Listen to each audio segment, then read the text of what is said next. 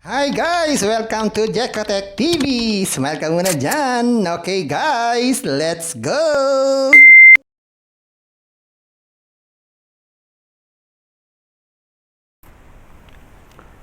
Okay guys, welcome back to my channel, and this time I will teach you how to use filmora9 for editing video or videos. Okay, before we proceed guys, be sure you have the filmora9 application in your computer. Pero kung wala pa guys, just download the filmora9 in their website www.filmora9.com. Okay, after you download it, okay, install the filmora9 in your computer.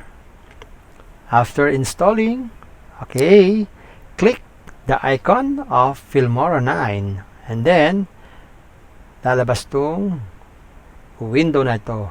Okay, so this window will appear. This is the filmora9. Okay, so guys, if you are ready, you already have the filmora9. Okay, we are now in filmora9. So how to edit video using filmora9? Okay, this is very easy. Okay, the first step is click File and then New Project.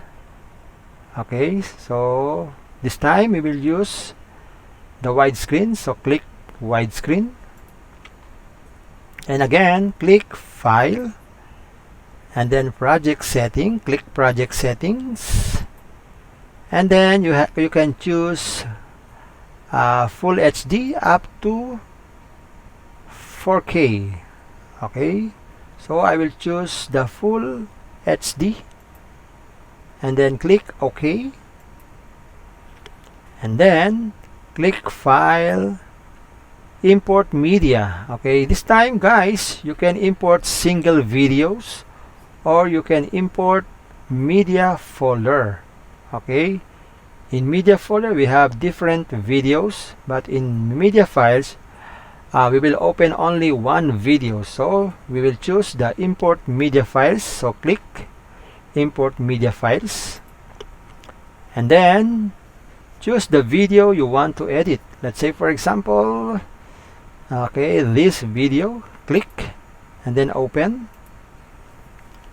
Okay, so this is the video we are going to edit. Okay, so click the positive sign and then another window will appear. Okay, keep project settings. So this is our setting, the Full HD. So click and then you will see that our video is already parted or in different partition. Okay, now we will edit the video. Let's say for example you want to edit you want to remove this portion. Okay, just move this cursor and the cutter will appear. Okay, let's say for example guys, you want to cut this portion. Okay, just move the cutter. Okay, let's say for example you want to remove this portion, click cut and then how long you will cut. Let's say for example after the end of the video. Okay, click cut and then right click and then click delete. Okay, one more time guys. Let's say for example, okay, you want to cut this portion. Okay, click cut and up to, let's say for example up to the end of the video you want to cut, click cut and then right click and then delete. Okay, so let's one more time. Let's say for example you want to delete this portion. Okay, click cut and let's say for example up to the end of the video. Okay, place the cutter to the end of the video and then click cut, then right click, delete. Okay guys, so let's say for example you want to delete the middle portion of the video. Okay, just move the cutter. Okay, let's say for example you want to cut this portion. Okay, click cut, and then how long you will cut. Let's say for example up to this portion. Okay, click again the cutter and then right click and then delete. Okay, one more time. Let's say for example you want to delete this portion. Okay, move the cutter, click cut, and then how long you will cut the video. Let's say for example this up to this portion, click cut, then right click and then click delete. Okay, after editing your video, okay, click export, and then you can name the title of.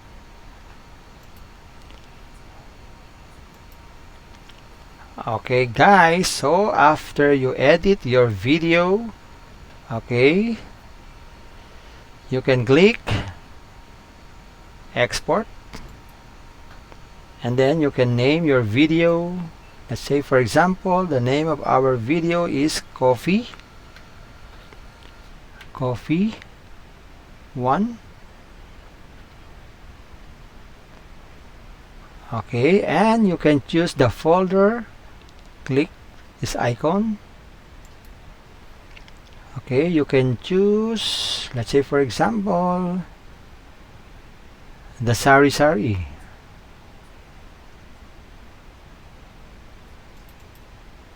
Okay, and you can select folder. Okay, and then export. Okay, just wait to be finished.